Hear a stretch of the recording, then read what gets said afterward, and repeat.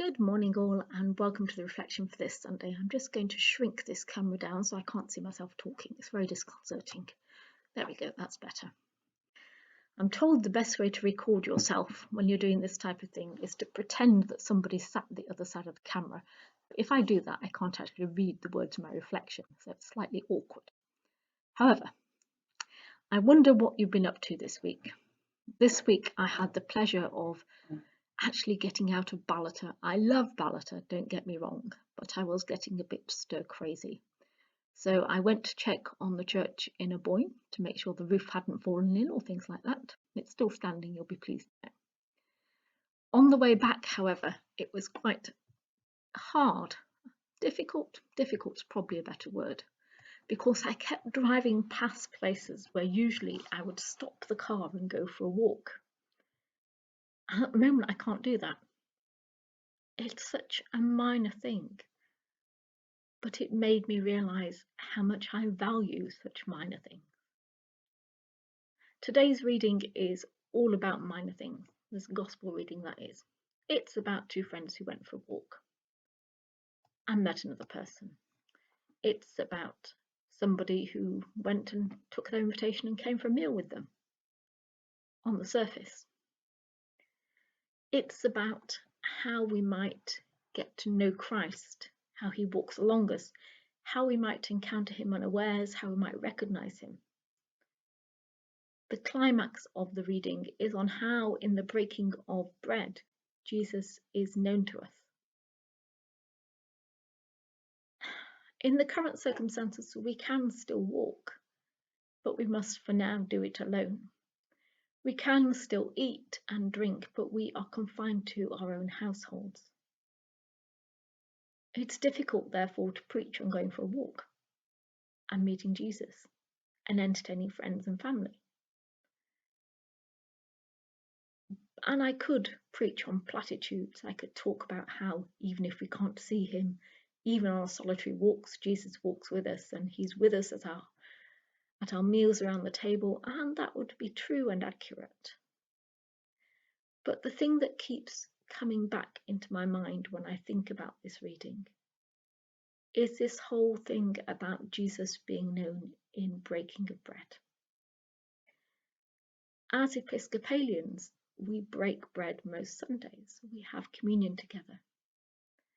And I sometimes feel that the regularity with which we do it sometimes stops us fully recognizing what we are doing. In some ways, this break from Holy Communion over the last few weeks has made me treasure it more. But also breaking of bread is not just about communion. My parents always had, and still have for that matter, an open house policy. The table was always open, despite our own meagre resources at times. If you turned up and it was a mealtime, somehow the food would be stretched to fit the number of people. If we had it, you could share it. If we didn't have it, then we could see what we would do to help.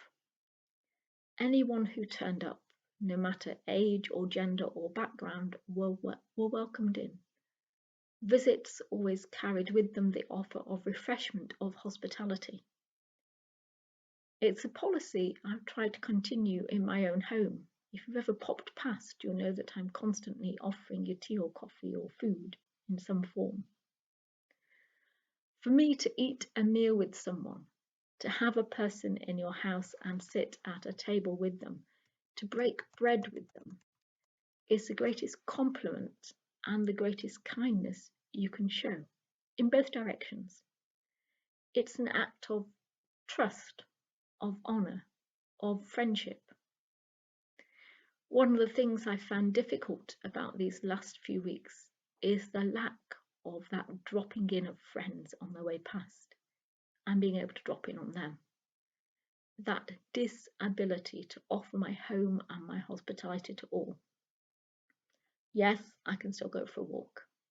I was so lucky up here in Upper Deeside. I can hold conversations from a suitable distance across a pavement or through a window or on the phone. but it's not the same as being able to welcome someone in and invite them to eat with you. It was in the act of breaking bread and in the prayer of thanks given over that bread that the two people who'd walked with Jesus recognized him for who he was. In the intimate act of sharing, of generosity, of welcome, that the people saw Jesus. So what does it mean, this breaking of bread? There's a phrase I like, I think it's by a lady called Barbara Brown Taylor, who talks about an altar in the world. Where is the altar in your world at the moment? Where is the breaking of bread happening for you at the moment? Where is Christ being revealed? For me, bread is broken in the neighbour who came across to mow my lawn for me, in the friend who dug over the vegetable patch so I could plant my potatoes, in the bar of chocolate deposited on my back doorstep, and the bread, gluten-free stuff that I can't currently get in Ballater, that arrived to my front porch, in the unexpected phone call asking how I am. But it's also seen in those who unburden themselves to me, knowing that they can. Those who call or email to touch base. Those who share the ups and downs of daily life with me, their sorrows and their celebrations. Those who I can help and minister to in these circumstances. This, for me, is Christ revealed in breaking of bread. I look forward to the day when we can break bread together in church again. But I hope we've learnt to recognise God in the altar of the world. That our breaking of bread together may be much more a recognition of God. That we come to recognise Christ whenever we gather together in person, online, on the phone, whenever we meet with and share with another person our feelings and our lives. That in those places, Jesus will be there.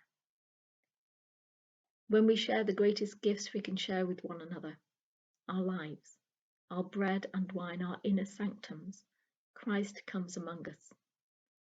We get to meet Christ, we get to know him better, we recognise him and experience his healing presence, his at times challenging presence, his assuring presence in people who are around us, whether they be strangers or friends, as we share what is important with them, as we honour them with our trust and our hearts. Jesus said that where 2 or 3 are gathered in his name, there he would be. So let us welcome him into our hearts and our lives. Amen.